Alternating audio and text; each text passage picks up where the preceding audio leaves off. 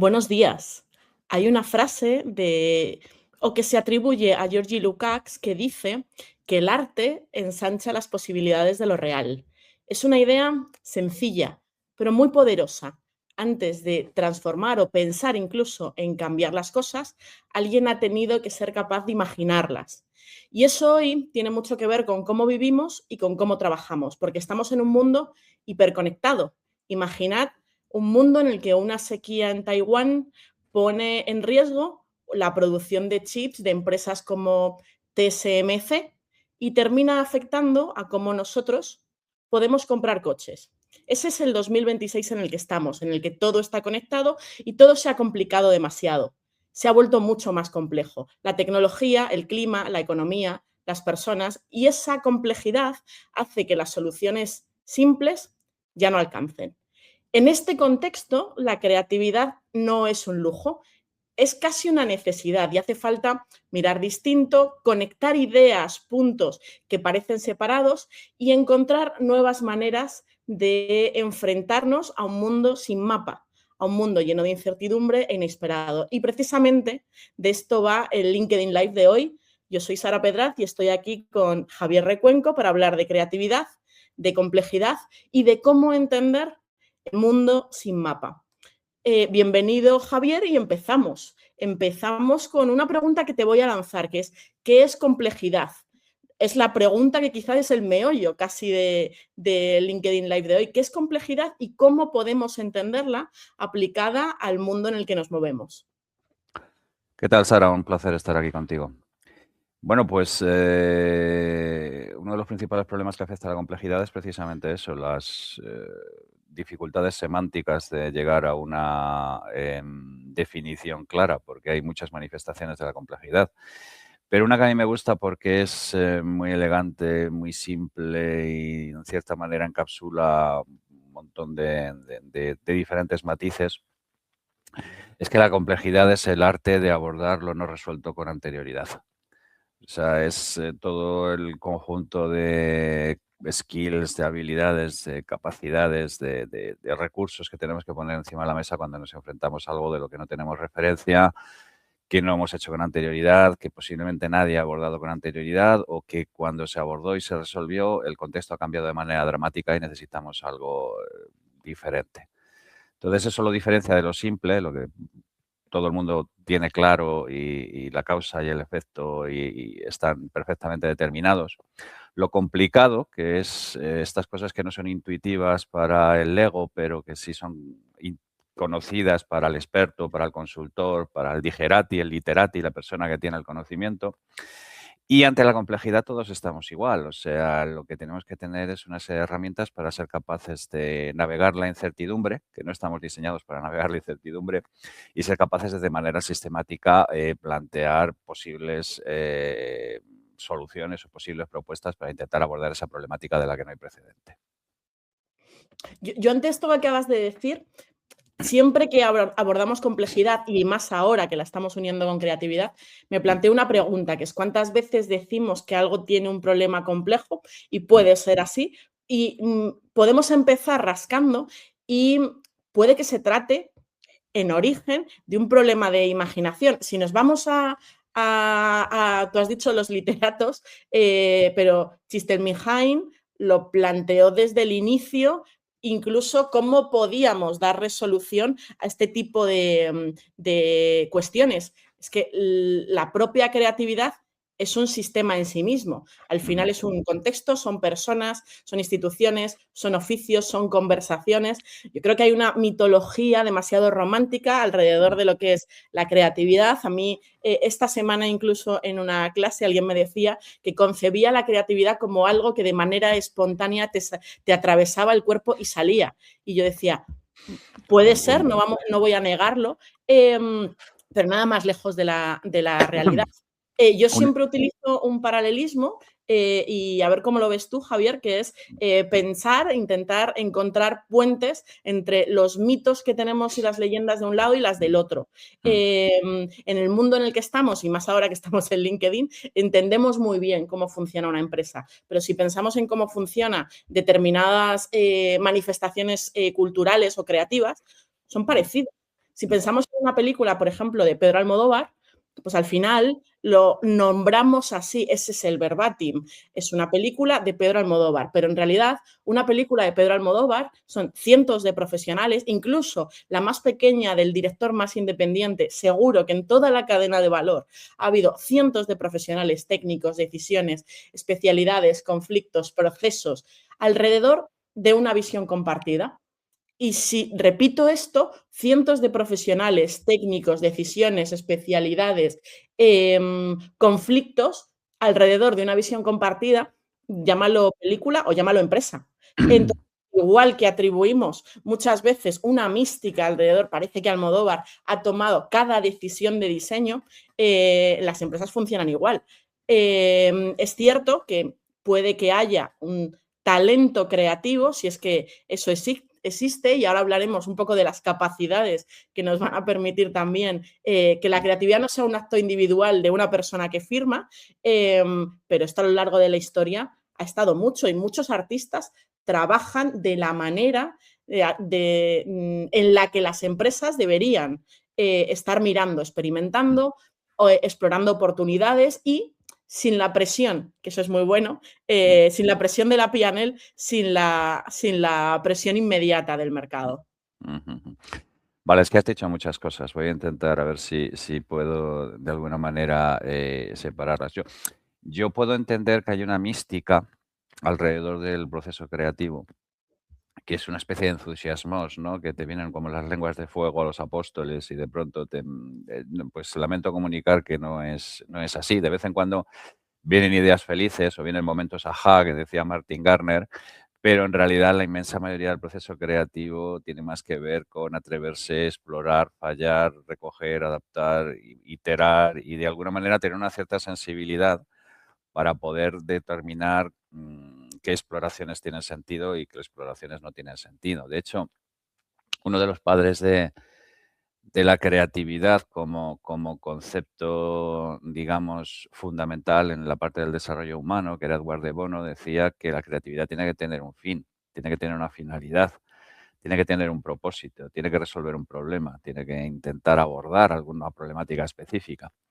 Es muy difícil, digamos, sentarte en medio de un cruce de caminos, ¿no? Tipo Robert Johnson y esperar que venga el diablo a comprar tu alma a cambio de convertirte en una genialidad. O sea, en el fondo, y tú lo has comentado de manera indirecta, es aquello que decía Harari de que los humanos prosperamos porque somos capaces de compartir relatos, ¿no? Somos capaces de alguna manera de creernos un cierto relato al respecto. Lo que sí es verdad también es que hay como una especie también de idolatría. Tú mencionabas el Evida, mencionabas eso es sanísimo, es buenísimo, tiene que estar y tiene que hacer todo este tipo de historias. Pero hay que entender cuando uno pasa del estadio creativo al estadio de explotación, que son dos sitios muy interesantes. Alguien fundamentalmente creativo ha tenido que llegar y ha tenido que señalar un camino y ha tenido que decir por aquí, sin más guía que ni más certidumbre que su intuición, su sentido, su gusto y su capacidad de determinar que por aquí podemos ir. Y luego viene un montón de gente que es absolutamente necesaria, que son los que terminan articulando todo, poniendo todo. Entonces no hay una jerarquía de importancia. Lo único que ocurre es lo que sí hay, y aprovechando el ejemplo que has traído de Almodóvar, lo que sí hay es problemas de casting. Entonces hay ocasiones en que necesitas un Arnold Schwarzenegger y hay ocasiones en que necesitas un Danny DeVito. A veces lo necesitas a los dos, ¿no? Porque es una peli en la que están los dos, pero por regla general los problemas vienen cuando necesitas a DeVito y llamas a Schwarzenegger o cuando necesitas a Schwarzenegger y llamas a DeVito. Y el tema fundamental, y esta es una idea mía particular, como persona que tiene un pie en cada lado del río, por decir de alguna manera, es que la gente creativa se tiene que arriesgar mucho más. Porque un operador, siendo su labor absolutamente fundamental y absolutamente importante y absolutamente necesaria, y muchas veces una buena operación es lo que marca la diferencia entre una compañía mediocre y una compañía que funciona, lo que tiene que hacer en realidad es recoger la idea que alguien estuvo planteando en un montón de sitios y optimizarla, mejorarla, pulirla, cortar tiempos, mejorar presupuesto, hacer una serie de cosas. Pero lo malo que tienen las ideas empresariales, y esto lo veo yo todos los días, es que tienen un ciclo de vida. Y es la gente no entiende, por ejemplo, y les resulta complicado por muchas razones, que ese modelo de negocio que ha funcionado como un tiro durante un tiempo determinado, pues de pronto deja de funcionar. Sencillamente se extingue. Y entonces no te puedes volver al financiero a preguntarle qué hacemos ahora, o no puedes ir al operador a preguntarle qué demonios es lo que hacemos ahora. Necesitas a alguien que digas, oye, necesitamos pivotar, necesitamos soltar este trapecio y coger el siguiente, necesitamos soltar esta liana y coger la siguiente. Y ahí entra la labor del creativo. Y entonces, de esta hibridación complicada, porque casi a priori estamos hablando de que implica cableados mentales diferentes, es Totalmente. la auténtica diferencia entre las compañías con éxito y las compañías que no. O sea, quiero decir, toda compañía tiene además una especie de arquetipo tipo Quijote Sancho Panza, que cuando funciona, funciona muy bien, ¿vale? Tú tienes un Wozniak y un Steve Jobs, tú tienes hay como una especie de guión no escrito en la que hay un pragmático y hay un soñador que son capaces de coexistir y son capaces de funcionar. Y por separado a cada uno de ellos les va bastante peor que si son capaces de trazar puentes entre ellos, si son capaces, digamos, de alguna manera de integrarse entre ambos. Y no hay una jerarquía asociada, o sea, no estamos diciendo que la creatividad es más importante que la operación, ni la importación, ni la operación más importante que la creatividad, sino que realmente yo creo que la inmensa mayoría de los problemas vienen de, uno, lo que te he mencionado, los problemas de casting, y dos, esa creencia prácticamente mística que tenemos que nos hace pensar que si esto funcionó en el pasado va a seguir funcionando en el futuro. Lo oímos siempre en temas de inversión, temas de riesgo, rentabilidades pasadas no garantizan rentabilidades futuras y todo este tipo de cosas, pero yo lo veo en las compañías a las que vamos a intentar transformar, que se añade una problemática adicional, que es la gente, uno de sus mayores miedos, muchas veces muy, muy superior a ser despedido, por ejemplo, es a sentirse incompetente. O sea, la frase que nosotros tenemos más es la muerte en vida, es aquel de usted es experto en una disciplina que ya no existe, o usted es experto en un negocio que ya no existe, o usted es experto en algo. O sea, la fase de reconversión no solamente lleva aparejado el cambio, que ya es una circunstancia bastante traumática, no solamente va en contra de nuestro cerebro reptiliano, que le gustan los heurísticos y lo preprogramado y lo ya hecho como si no hubiera un mañana, sino que encima nos saca de unas circunstancias y de un hecho que nosotros somos capaces de hacer dormidos para lanzarnos a un sitio en el que somos incompetentes. Y eso es absolutamente devastador para el cerebro. Entonces, entender esta dualidad, entender esta necesidad y entender que hay que hacer esta transición de la manera menos traumática posible, pues es absolutamente fundamental. Yo tomando algo de lo que estás diciendo, y me ha encantado la lógica de problemas de casting, esa me la voy a guardar. Hablas de determinados miedos a sentirnos incompetentes, que nada hay más humano a ser el menos listo de la sala. Muchísimo miedo al futuro. Si es que también antes 1 más 1 eran 2. Y las matemáticas ya demostraron que eso no era así, no en todas las circunstancias, pero es que ahora realmente es como un vuelo sin motor, vamos sin mapa. Algo que para la parte del artista es absolutamente brutal porque le permite unir puntos, para las empresas es terriblemente incómodo. ¿Por qué? Porque hay una serie de presiones por la propia lógica de la empresa, que es que tienes que comunicar unos hitos, unas hojas de ruta, unos grados de rentabilidad al mercado, que ir y decir, mira, es que no sé qué voy a hacer, no sé cómo voy a ganar dinero, ni no sé qué productos tengo que poner en el mercado para que me dé la rentabilidad que ustedes quieren. Lo que les prometo es que voy a buscar esos productos, voy a buscar esos mercados y voy a permitir que todo empuje en la dirección de conseguir esa rentabilidad. Es muy complejo de decir y hay que atreverse. Entonces, a veces, no voy a decir que nos falta valentía, es que es una valentía muy peculiar. En Prodigioso, tú también has dicho algo que tiene que ver mucho con explorar y explotar, y sí, pero yo vuelvo con la mística, sobre todo por este rol de tener que hacer puentes, porque en el fondo hay habilidades en ambos lados que se necesitan mutuamente. Cuando nuestro fundador, Mario Tascón, comenzó a trabajar con Ferran Adrià, hay un libro que me parece muy, fíjate, los americanos dirían overlook, muy infravalorado, que es Conectando Conocimiento, que habla del método que tiene Ferran a la hora de llegar a las creaciones que hacía.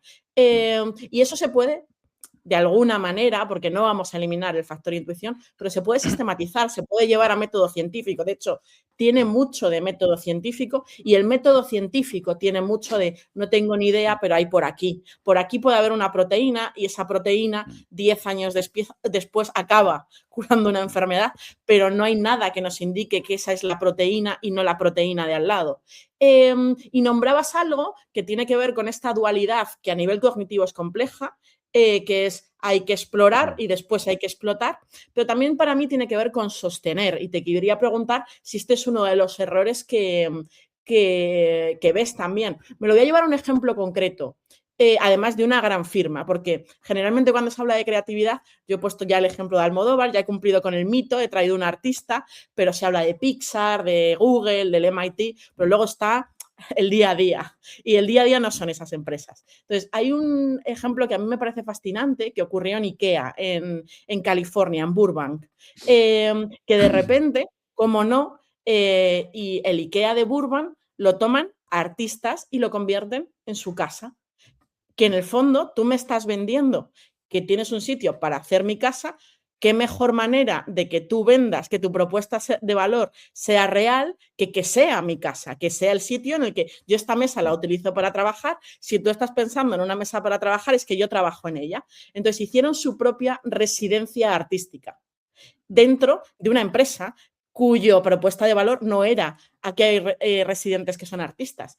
Y lo sostuvieron en el tiempo. Tuvo que ser terriblemente incómodo. De repente decir, me han invadido mi tienda, mi propuesta de valor, yo esto no era mi go-to-market pensado, no es lo que a lo mejor incluso quiero que vean mis clientes, pero de repente sale una propuesta de valor que no sé si estás de acuerdo o no, pero es mucho más redonda, que es qué mejor que ellos le cuenten al resto que esto es una casa y que compres una casa real y decidieron sostenerlo. Y de hecho, hay una cuenta absolutamente maravillosa, hay una web en Instagram en el que se habla de estas residencias artísticas, de estas cohortes que van a intervenir y a ocupar el IKEA de Burbank. Y esto me permite preguntarte qué errores ves tú, porque para mí uno es sostener la incomodidad, ese momento en el que llega alguien, te propone, vamos a explorar otra parte del mapa en la que 1 más 1 no es ni 0 ni 2, que ahí ya empezamos a complicarlo, porque negamos incluso las matemáticas. Y tienes que facilitarlo, y no solo facilitarlo, sino decir, venga, all in, vamos con todo. Vale, vamos a ver. Es que aquí hay varias cosas que ocurren de manera simultánea, ¿vale? La primera es que estamos peleando con programas básicos que tenemos instalados desde hace 50.000 años, desde que nos bajamos de los árboles, que vienen a decir que incertidumbre caca y que fuera de ahí y que cortisol a saco. Y esto tenía sentido hace 50.000 años, porque si no podías terminar rápidamente entre los dientes de un Búfalo. predador. Pero ahora mismo, en un entorno en el cual no hay garantías, absolutamente nada, estamos rodeados de niebla como en Silent Hill, no hay mapas de ninguna clase y todas estas cosas que decimos, es algo que nos está lastrando brutalmente. Porque nosotros, al primero al que tenemos que vencer es a nuestro propio cerebro.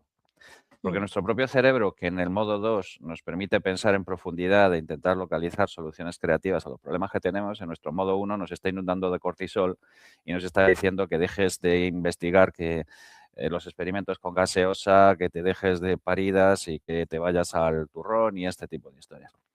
Y es que hay una serie de narrativas mágicas que han hecho mucho daño. O sea, por ejemplo, esa narrativa mágica clásica de es jugar bien o ganar. Yo no, el tema es que si sueles jugar bien, sueles ganar. O sea, no funciona así. O sea, no es un tema, digamos, de alguna manera que exista es una dicotomía falsa. ¿Qué es lo que ocurre? Que efectivamente lo que hay que pasar es la travesía del desierto. Es la parte en la cual has salido de tu zona de confort, te has entrado en un entorno incómodo, no tienes ni idea de qué es lo que va a salir de ahí y de alguna manera decir, oye, esto tiene un sentido, vamos a aguantar aquí el tirón, vamos a hacer lo que tenemos que hacer y de aquí tenemos que salir con algo de valor. ¿Por qué? Porque se penaliza extraordinariamente el riesgo. Tenemos internamente nuestro propio penalizador y el mercado también, digamos que de alguna manera manda señales al respecto. Yo siempre digo que incluso en las historias épicas se nos olvida contar la parte de la travesía del desierto. O sea, hace poco se celebró el 500 aniversario de la Vuelta al Mundo de Magallanes y Elcano, super epic, falta la película, no sé por qué no tenemos ya 4 series con 4 temporadas alrededor del asunto. Y yo les digo, Al oye, tiempo. pero exactamente, pero yo les digo, oye, es que lo que mucha gente que no sabéis posiblemente es que salieron 6 barcos y volvió uno. Y salieron 220 marinos y volvieron 18. Entre ellos Juan Sebastián Elcano, porque Magallanes había palmado en una escaramuza con nativos en una isla perdida. ¿Qué es lo que ocurre? Que a partir de que esta gente, que además eran todos marineros expertos, pero claro, nadie había hecho esto nunca, acumularon suficiente información, se volvió algo relativamente común dar la vuelta y atravesar el estrecho, como el efecto este que hay de bajar de 4 minutos la milla, que a partir de que una persona lo logró, en el mismo año psicológicamente ya la gente entendía que era algo posible y se podía abordar. Pues necesitamos a esta gente porque son gente que han peleado brutalmente con su propio cerebro, con su propio instinto de autopreservación y con toda la gente de alrededor que le dice dónde vas, desgraciado, dónde estás haciendo esto. O sea, hay una serie de mecanismos para intentar parar a esta persona que está intentando una cosa diferente o está intentando una cosa loca. Pero claro, es que yo os digo, a ver, y cuando llego a las empresas estoy diciendo, es que esta persona no está planteando un tema loco. Amigos, es que el modelo de negocio se ha agotado, es que los resultados llevan deteriorándose los últimos 2, 3 años, es que estamos fastidiados, esto ha funcionado muy bien, maravilloso, pero es que ha dejado de funcionar. Yo siempre pongo como ejemplo la industria musical. En el 2003 es el año que más dispositivos venden, que te permitía la vida de rockstar. Yo siempre le digo a la gente de mi clase que si alguno pensaba ser rockstar, ya eso se acabó. Ahora como mucho puede ser Bad Bunny. Y en el 2006 la inmensa mayoría de las discográficas o habían quebrado o habían tenido que ser vendidos a conglomerados multimedia. O sea, la gente no es consciente de que las ventanas de la validez de un modelo de negocio se abren y se cierran. Y muchas veces tienen la sensación de que no, es que esto es como hay que hacer las cosas. No. Esto era la manera en la que en un contexto determinado, en un tiempo determinado, en unas circunstancias determinadas y en una tasa de tiempo determinado, funcionaba. Pero amigo, ha cambiado absolutamente todo y entonces transformarte, inventar y crear cosas nuevas, no estamos hablando de es un me gustaría hacerlo o un nice to have. No, no, no. Es o lo haces o te vas al tacho.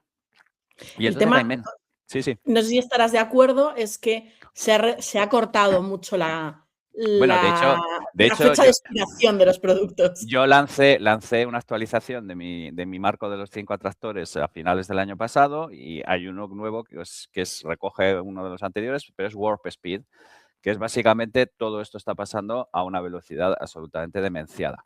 Como cualquiera que haya estado trabajando en IA se habrá dado cuenta que si una siesta se os alarga un poco, cuando os levantáis estáis completamente desactualizados y no sabéis nada ya de nada y ha salido modelos nuevos, os han pasado por izquierda, han vuelto a cambiar todos los temas, etcétera, etcétera, etcétera. Entonces volvemos a lo mismo, esto va absolutamente en contra de los timings internos que tenemos con todo este tipo de cosas. O sea, lo que quiero decir es que estamos biológicamente mal adaptados para gestionar una tasa de cambio y de incertidumbre como la que hay ahora mismo. Y entonces yo planteo que la gente, las empresas tienen que, de alguna manera, incluso gestionar a título casi psicológico y sociológico las herramientas para vivir en un contexto como este, porque no estamos diseñados para funcionar en un contexto como este. Y si no eres creativo y si no eres capaz de alguna manera de intentar de manera sistemática poner nuevas soluciones encima de la mesa, pues es que vas a ir encadenando frustración tras frustración, mal momento tras mal momento y situación de desamparo una vez detrás de otra. Porque además, nosotros siempre hablamos, hay que adaptarse, el ser humano se adapta y tal, pero el ser humano se adapta, no es un proceso mágico, o sea, No. hace iteraciones, lanza mutaciones, algunas prosperan, algunas no prosperan, es un tema prácticamente darwinista. Y lo que tú estabas mencionando además, tiene que darse un ambiente para ello, tiene que haber una cierta seguridad psicológica, hay que tener una cierta asunción del fracaso, hay que tener una cierta idea de lo que Jeff Bezos decía, mira, es que de vez en cuando es que swing for the fences, o sea, hay que intentar dar golpes que si te salen bien es un home run, pero lo normal es que te vayas a la valla y la cagues. Y entonces todo esto va en contra de estas cosas que tenemos interiorizadas de este relato místico, que es que una propuesta de valor es como inmanente, ¿sabes? Como que que funciona a lo largo de todo el tiempo. La inmensa mayoría de la gente no sabe que Nintendo empezó vendiendo naipes o que Lego estuvo a punto de quebrar o sea, que estas situaciones de tener que saltar de un trapecio a otro se dan constantemente y que lo que diferencia a las empresas que perviven en el tiempo y que tienen éxito es que son capaces de hacerlo de manera satisfactoria y eso tiene muchísimo que ver con entender cuándo hay que ser creativo y cuándo hay que operar. El tema que hablábamos de las dificultades que estamos teniendo para adaptarnos a nuestros ritmos biológicos, que es que todo nos está pasando por la derecha y por la izquierda en tiempos de siesta, que es algo que también me llevo de aquí, pero sobre todo que estamos cableados de una manera de la que a los 18 años elegiste la PNL y parece que en ningún momento te puedes separar de la PNL porque Bien. ni has visto nada bueno, a los 18 antes elegiste la PNL porque elegiste mal en el instituto y decidieron que no tenías que tener asignaturas de creatividad, que por supuesto en la carrera como mucho hablar en público, que los másters que has hecho son los que más se relacionaban en entender esa PNL y después has tenido trabajos en los que te han pedido que te ajustes a la PNL hasta que has llegado a ser el jefe de la PNL. Y por otro lado tenemos al que a los 13 años vestía de colores muy posiblemente, que tuvo una carrera en la que mezclaba los colores, en la que pensó de maneras muy diversas. Obviamente estoy caricaturizando, pero hay mucho de, hemos separado ambos mundos y no hemos creado profesionales que sean capaces de juntar el color con la P&L. Y ahora pedimos que la P&L tenga colores y el de la P&L dice, perdón, o sea, yo solo veo blancos, negros, unos y ceros, yo estoy cableado así, y el otro dice, no entiendo los unos y los ceros porque yo al menos hasta el 9 he aprendido a dibujar y por tanto no sé ni cómo lo estás haciendo. ¿Y qué Yo tipo cuento de profesionales? esto, Es un límite. sí, ¿Qué tipo claro, de profesionales tenemos? claro. A ver, yo cuento esto en mis clases de una manera muy específica. Digo, mira, el tema es muy sencillo. Todo empezó con separar entre ciencias y letras. ¿Vale? O sea, a partir de aquí nos hemos creído que íbamos a poder especializar a una persona a lo largo de 20 años de su vida de tal manera que al final terminara siendo un obrero eficiente en la fábrica. Y digo, ya ahora os voy a contar cuál es lo que hemos hecho. Lo que hemos hecho ha sido, hemos atado a la gente durante 20 años a una noria, hemos atado al caballo durante 20 años a la noria para que dé vueltas. Le hemos dicho, como el ínclito, usted ejecute y no piense. Y ahora le estamos diciendo, oye, mira, es que ahora tienes que tener pensamiento creativo, pensamiento lateral, necesitas cosas nuevas. O sea, le estamos diciendo al caballo, a ese caballo que hemos tenido 20 años en la noria, que vaya y que corra el derby de Kentucky. ¿Vale? Y entonces, evidentemente, la gente dice, a ver, amigo, tú me has hecho este tipo de cosas, me has forzado durante un montón de cosas. Yo no he visto a lo largo de mi vida, ya no solamente que no haya visto ni me haya acercado nunca a la disciplina, ni tenga un conocimiento profundo de la disciplina, es que se me ha vendido que cualquier que esté en esta disciplina es alguien que se va a morir de hambre, que es un pintamonas y que no va a ningún sitio y que aquí lo que habría que hacer es pegarse con los coditos a la silla y todo ese tipo de historias. Yo esto lo llamo esta ausencia de entender cómo funcionan y cómo evolucionan las cosas, yo esto lo llamo estafas intergeneracionales. Que yo siempre digo que esto lo aprendí fundamentalmente trabajando para la gran banca, ¿no? Que siempre digo que me pagaban las clases, pero no me pagaban la terapia. Porque claro, esta gente con 20 años o 19 años o 21 años había dejado de trabajar en lo que le apetecía porque su madre o su padre le había dicho que se metiera en esto que era un trabajo seguro. Que luego cuando llegan los 50 años y se supone que tendrían que estar preocupándose de mejorar su hándicap en el golf, se dan cuenta de que el negocio ha cambiado por completo, de que las cosas han cambiado por completo y que de alguna manera su trabajo está on the brink y además es todavía peor, les han convertido en tigres de zoo. No podrían, lo que saben es cómo funciona internamente el banco en cuestión, no saben cómo funciona el mercado abierto. Posiblemente en el mercado abierto tendrían muy pocas posibilidades de sobrevivir porque como les han convertido en tigres de zoo, la comida llega puntualmente a determinadas horas, no, si tuvieran que cazar no podrían sobrevivir en la selva abierta. Entonces, cualquier tipo de proyección de que lo que ha funcionado en el pasado va a funcionar en el futuro es puro wishful thinking. Y ahora estamos encima a una velocidad absolutamente turboalimentada con este tipo de historias. Entonces, todos los procesos que tienen que ver con los procesos creativos, que durante mucho tiempo, en tiempos de más estabilidad y de menos tasa de cambio, han sido vistos como riesgos innecesarios, ahora es un do or die. O eres capaz de integrar esto dentro de tu proceso de transformación empresarial o vas a tener problemas porque te vas a encontrar con situaciones en las cuales ha periclitado tu propuesta de valor, las circunstancias han cambiado por completo y no tienes mecanismos internos de adaptarte a los cambios de la realidad externa. Y además yo digo que ahora mismo estamos metidos en medio de un videojuego de Silent Hill. Todo lo que vemos a medio metro de distancia es niebla, detrás se oyen ruiditos muy inquietantes y de hecho, el videojuego está diseñado para generarte predar en el miedo atávico que tenemos nosotros al tema de la incertidumbre. Entonces, el asunto aquí es, cuando nosotros trabajamos desde el arquetipo, lo que tú hablabas desde la caricatura, desde el artista medio loco que no tiene contacto con la realidad o desde el señor con manguitos y la gomina y que no sabe salir del Excel, estamos trabajando con posiciones erróneas. Lo que ocurre es que tampoco hay tantos perfiles híbridos, ni tampoco hay tantas personas que hayan interiorizado la necesidad de algún modo de salir de su área de competencia e intentar entender qué es lo que ocurría aquí. Yo recuerdo, a lo mejor lo recuerdas tú también, porque yo estuve de CTO en una de estas compañías, cuando se empezaron a formar compañías que traían gente de estrategia, gente de tecnología y gente de diseño técnico, ¿no? Los March First, los Razorfish, todo este tipo de historias. Claro, ¿Esto por qué? Porque la idea sobre el papel era fantástico, ¿no? Para generarlas. Al final del día, las cuentas las cogían los ex McKinsey y los ex IT Kearneys, Claro. los de diseño se iban a sus Macs y se dedicaban a diseñar y pasaban de todo, y ahí los de tecnología hacíamos lo que podíamos e intentábamos que no se mataran entre ellos. No había realmente un blend de disciplinas, ni había realmente, era una especie como si para hacer una paella tiraras los ingredientes encima y esperaras que se llevaran bien entre ellos y que aquello surgiera de manera espontánea. Esto no funciona así.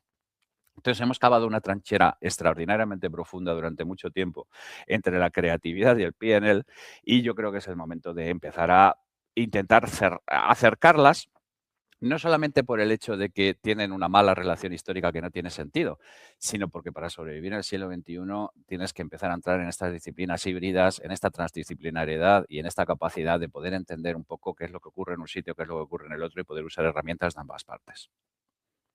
Y ante eso, que llega el momento, Singular, Solving y Prodigioso Volcán, hemos decidido lanzarnos al mercado con un experimento, que es empezar a que la trinchera tenga un puente por encima y empecemos a contarlo. ¿Lo cuentas tú, Javier? Sí. Bueno, pues fundamentalmente nosotros llegamos a un momento en el que dijimos, oye, necesitamos gente creativa que formule nuevas propuestas de valor y necesitamos que la creatividad sea parte del proceso CPS. Eh, yo tengo históricamente muy buenas relaciones con Prodigioso desde los tiempos de Mario, estoy metido en el ajo, chavales, tenemos que hacer esto, ¿cómo lo hacemos? ¿Dónde sacamos este asunto? Tú me hablas en tu idioma, yo hablo en el mío, esto podría ser, esto podría... Hemos llegado a un entente cordial que creemos que de alguna manera es lo que debería producirse dentro de la empresa de manera natural, y lo que estamos haciendo es decir, oye, mira, vamos a hacer un producto formativo y vamos a ofrecer al mercado el poder trabajar en estos contextos intermedios entre lo que es la parte de CPS y la parte de creatividad. Nosotros en CPS necesitamos la creatividad.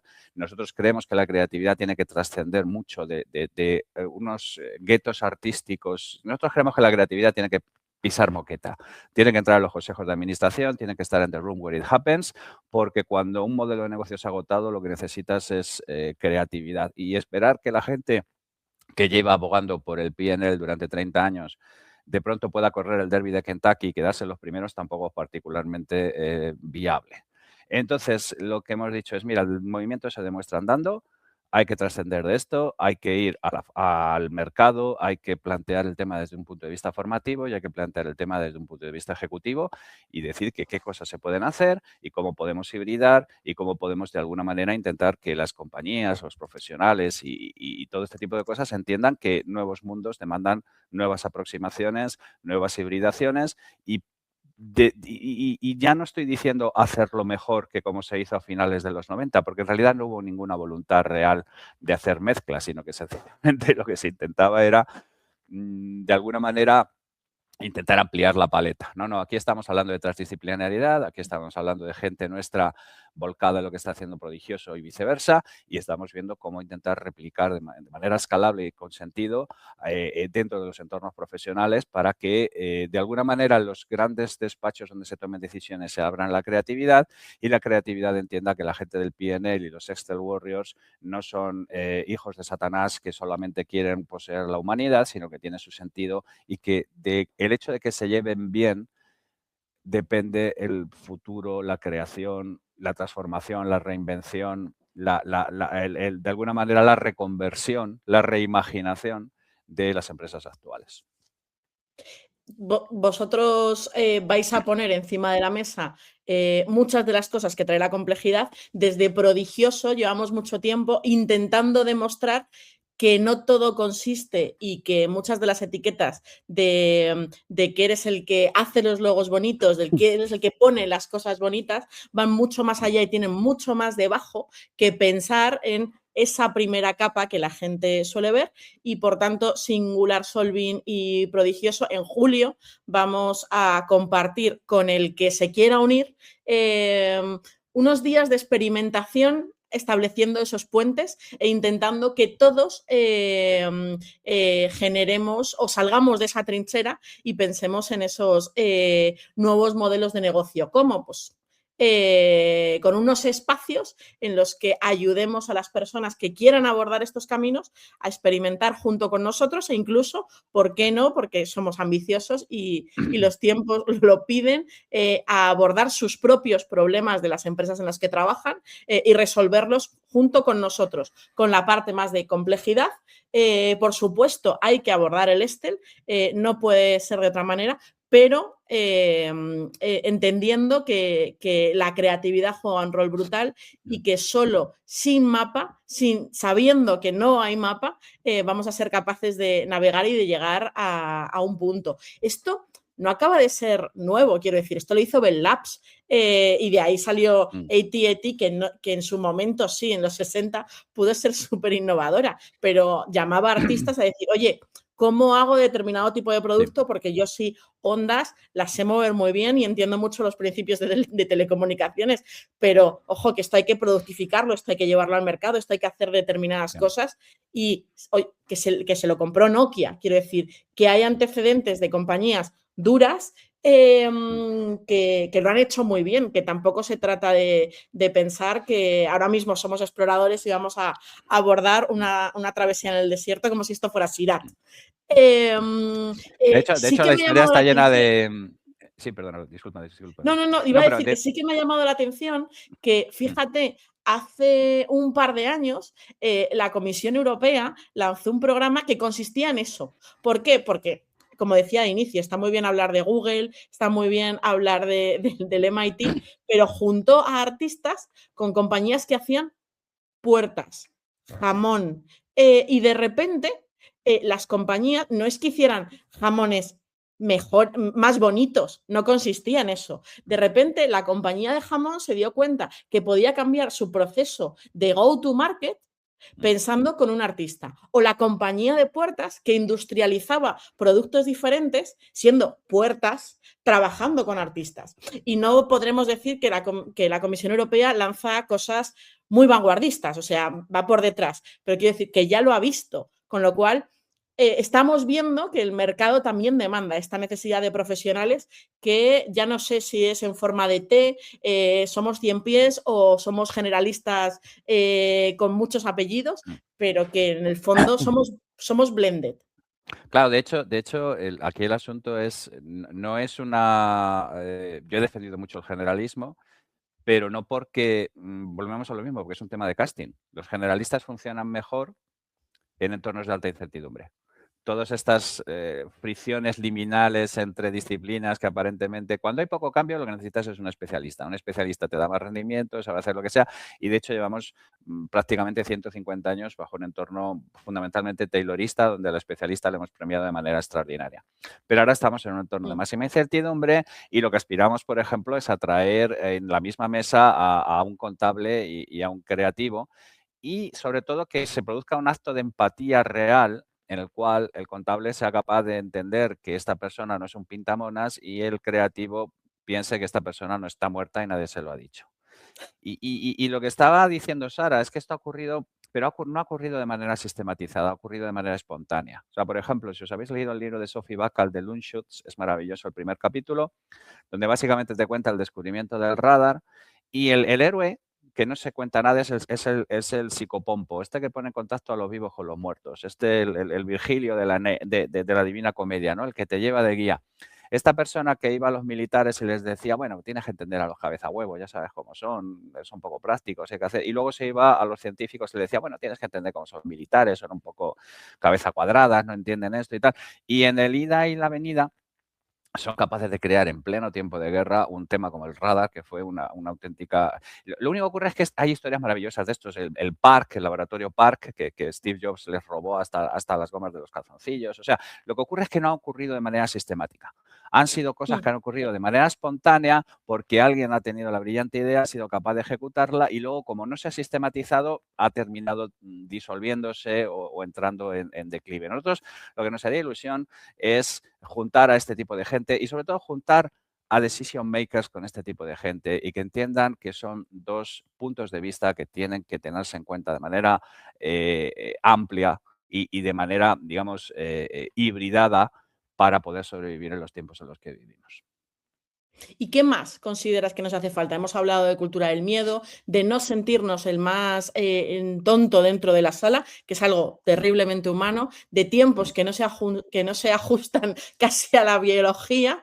Pero ¿qué más podemos hacer dentro de las compañías, Una, más allá una de sí, cosa, entender y hacer puentes? una cosa que es importantísima, que es aprender a evaluar riesgos correctamente. O sea, yo siempre digo lo mismo, la gente tiene la sensación de que viajar en avión es más arriesgado que viajar en coche. Viajar en coche es 5.000 veces más arriesgado que viajar en avión. Y Kahneman y Tversky nos han enseñado que somos malísimos evaluando riesgos. Pues yo creo que deberíamos empezar a entender libros sobre gestión de riesgos, libros como Thinking in Bets, Danny Duke, libros como todo esto. Pues sobre todo para entender que cuando nos estamos quedando y no estamos arriesgando y no estamos entregándonos a estos procesos transformativos y no estamos trayendo gente creativa encima de la mesa, estamos corriendo muchísimo más riesgo como compañía que quedándonos donde estamos en los experimentos con gaseosa y todas estas cosas que nos contamos. Yo personalmente creo que las compañías no son conscientes del tren que viene, de la velocidad que viene y como no evalúan correctamente riesgos, no toman decisiones correctas. Entonces, una de las cosas que nosotros aspiramos un poco es que la gente entienda que en una ecuación de altísima incertidumbre hay mucho más riesgo en quedarse quieto que en moverse. Algo que has dicho que me ha llamado la atención, que es el marco de evaluación de riesgos, que evidentemente, pero fíjate que tiene mucho de psicología, que yo creo que hay que Sí, darle sí. su espacio dentro de la sala. ¿Por qué? Mm. ¿Por qué pensamos que un avión es muchísimo más complicado? Porque todos conducimos un coche y cuesta mucho ponerse al frente de un coche pensando que vas a matar a tu familia.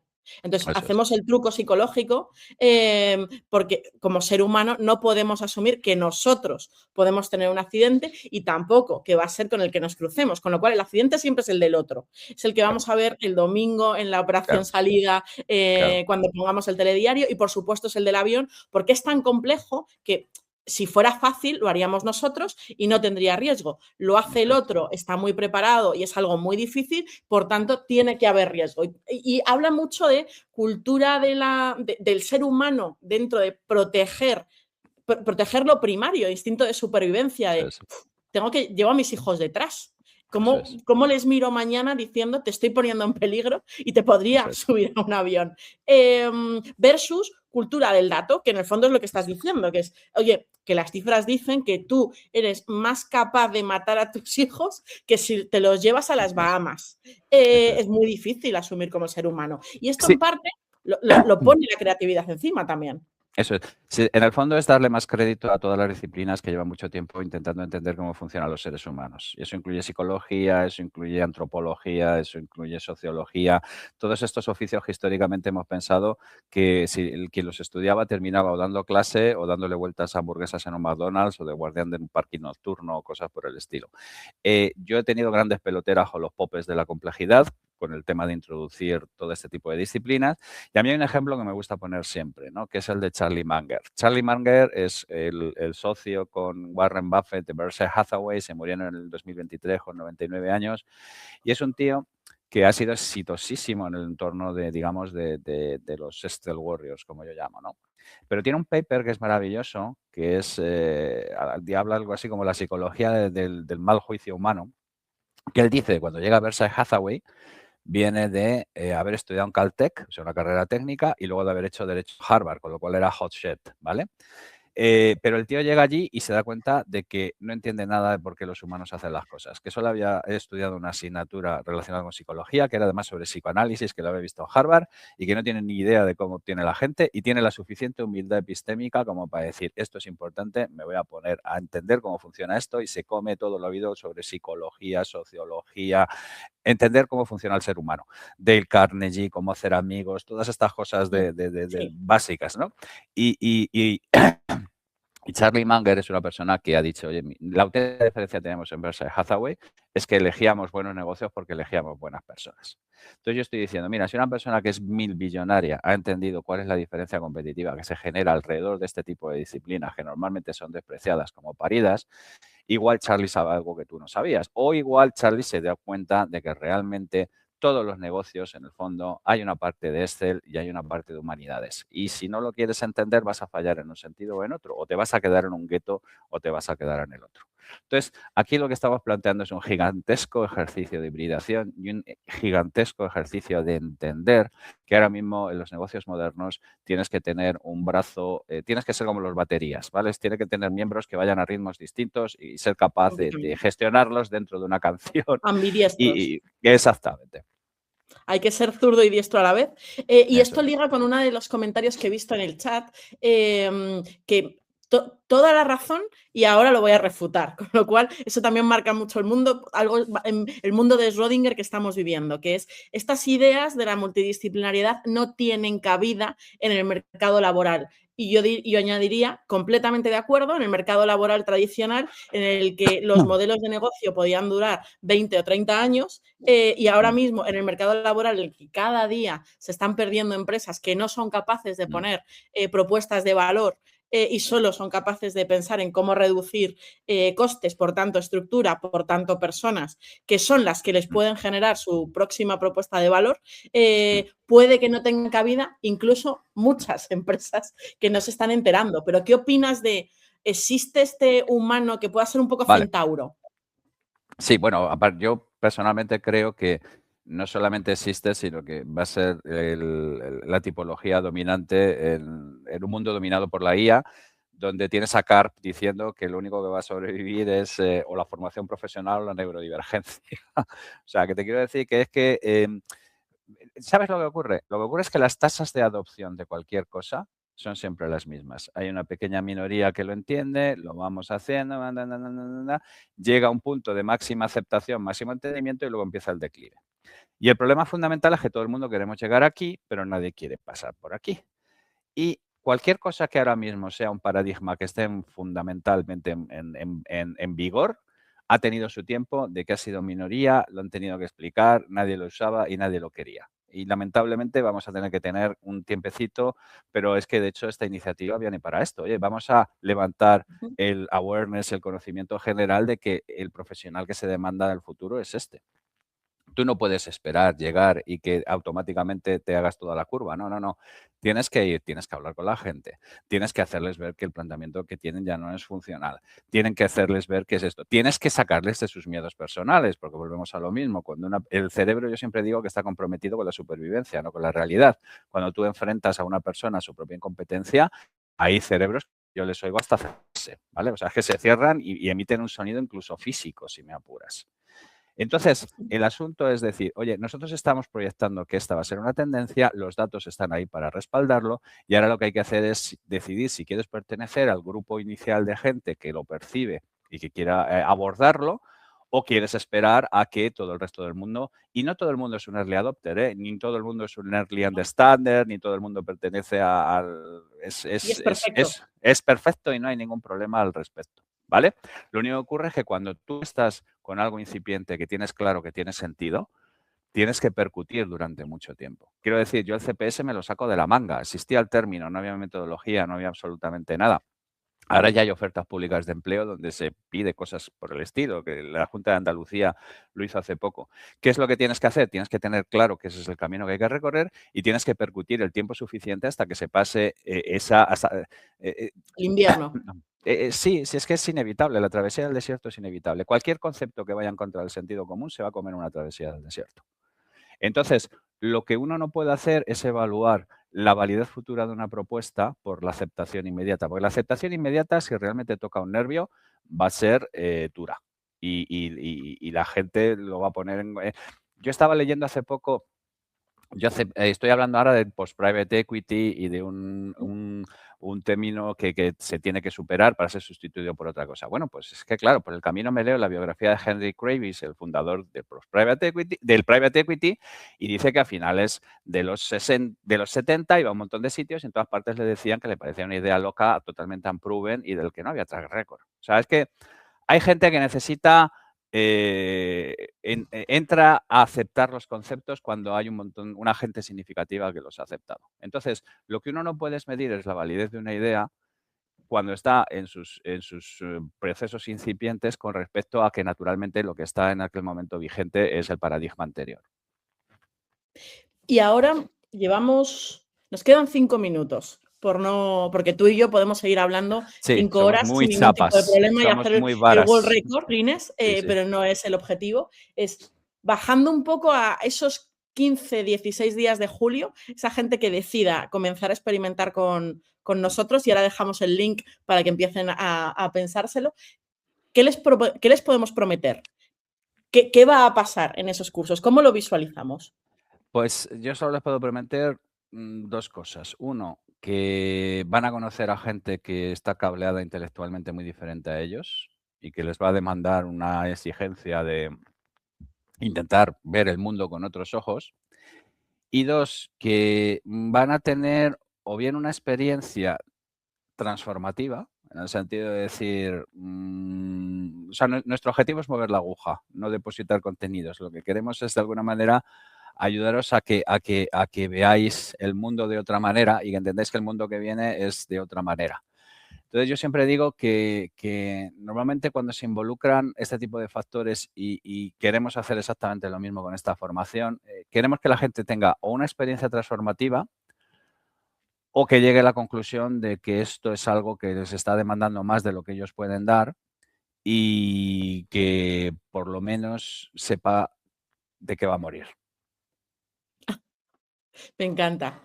Yo voy a traer algo igual de pesimista y optimista. Yo prometo, por la parte de la creatividad, una especie de efecto fentanilo, pero en sano. Ahora puedes elegir a qué te vuelves adicto, pero hay determinados momentos en los que te pones algunas gafas y cuesta ponérselas, pero una vez que te pones las gafas de la creatividad, y que entiendes que no va de poner las cosas bonitas que han pensado otros, sino que va de generar cosas diferentes desde otros puntos de vista y uniendo conocimiento de una manera diferencial, no te puedes quitar esas gafas y te vuelves una especie de junkie a esas soluciones, a decir, espera, es que esto se puede aplicar a contar una PNL que no solo, que el EBITDA está muy bien, pero que no solo se explica desde ahí, pero es que se puede aplicar a una narrativa comercial y absolutamente a cualquier cosa o incluso a la estructura organizativa de una empresa. Leía el otro día que una ONG de repente está experimentando con DAOs con la economía de creadores para retribuir a activistas. Y es como, claro, tiene todo el sentido, es una misma lógica. Y de repente encuentras conexiones que pueden hacer que cambie completamente, casi hasta diría tu hoja de ruta vital. ¿Por qué? Porque son gafas que se vuelven un poco adictivas, cuesta luego quitárselas. Eso es. Y yo creo que no mucho más. Son y 29, habíamos prometido hasta y media y poco más que decir, que muchísimas gracias, que esperamos mucho debate y que este sea el inicio de varios LinkedIn Live. No sé si quieres decir alguna palabra, Javier, de qué puede aportar la complejidad y cómo la va a llevar la persona que transite, porque si la creatividad es un desierto, la complejidad no es mucho más fácil. Y con esto cerramos. Bueno, pues fundamentalmente creo que vendrá bien a cualquier persona aprender a vivir con la complejidad, a vivir con la incertidumbre, a algo que no se va a ir, a algo que es una especie de pariente gorrón que se te ha instalado en casa y que más que intentar ver cómo la puedes evitar o gestionar, es más bien cómo te puedes adaptar tú a una nueva realidad. Y yo creo que todo el mundo a lo largo de su vida se tiene que someter en algún momento dado a un proceso de adaptación a una nueva realidad, porque es bueno, te permite crecer y te permite de alguna manera ver el mundo con otros ojos. Perfecto, pues esperamos esos early adopters para que nos acompañen en este invierno y esta travesía en el desierto, y encantados de este LinkedIn Live que terminamos ahora. Muchísimas gracias. Un placer. Gracias por vuestro tiempo.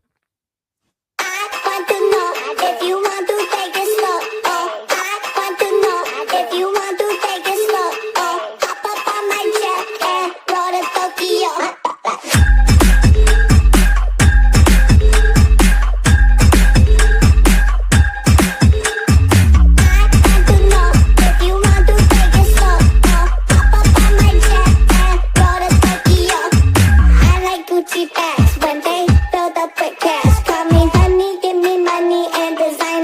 that ass.